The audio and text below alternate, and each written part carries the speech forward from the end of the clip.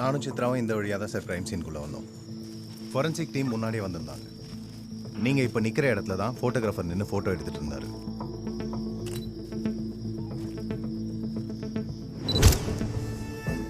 ஒரு பெரிய சிலந்தி வலைக்குள்ளே மாட்டின பூச்சி மாதிரி ராபர்ட்டோட பாடி மரத்து மேலே தொங்கிட்டு இருந்தது.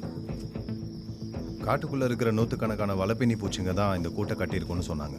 ஆனால் பாடி மேலேயோ இல்லை அந்த வலையிலையோ ஒரு பூச்சி கூட இல்லை. யூஸ்வலாக பூச்சிங்க கூடு கட்டினா அதுக்குள்ளேயே இனப்பெருக்கம் பண்ணி முட்டை போட்டு அங்கேயே வாழ்கிறதுக்காக தான் இருக்கும். ஆனால் கூடு மட்டும் கட்டிட்டு ஏன் அத்தனை பூச்சிங்களும் இங்கேருந்து போச்சுங்கிறது எனக்கு புரியவே இல்லை. ராபர்ட்டோட பாடி இந்த நிலையை பார்க்கும்போது அவராக மரத்து மேலே ஏறின மாதிரி தெரியல சார். அவரோட கை கால் பொசிஷனிங் எல்லாமே அரேஞ்ச் பண்ணி வச்ச மாதிரி தான் இருந்தது. ஸோ யாரோ அவரை கொண்டு வந்து இங்கே போட்டிருக்கணும், வெட்ட வெளியில் எல்லார் கண்ணிலையும் படுற மாதிரி. அதனாலே இது மர்டராக இருக்கலான்னு நான் சஸ்பெக்ட் பண்ணேன்.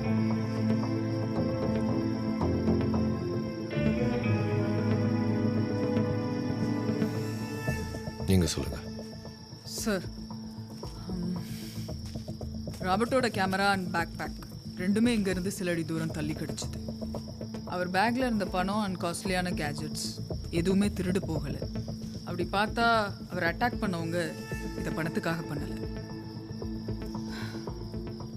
மரத்தை சுற்றி தரையில் நிறையா மஞ்சள் அரளி பூ இருந்ததை கவனிச்சேன். ஆனால் சுற்றி ஒரு மஞ்சள் அரளி செடி கூட கண்ணில் படலை. ஃபாரஸ்ட் கார்ட்ஸ் கிட்ட கேட்டால் சுற்றி 3 கிலோமீட்டர் ரேடியஸில் அரளி செடியே இல்லைன்னு சொன்னாங்க. அப்படின்னா இந்த பூவை யாரோ இங்கே கொண்டு வந்து போட்டிருக்கணும் வேணும்னே.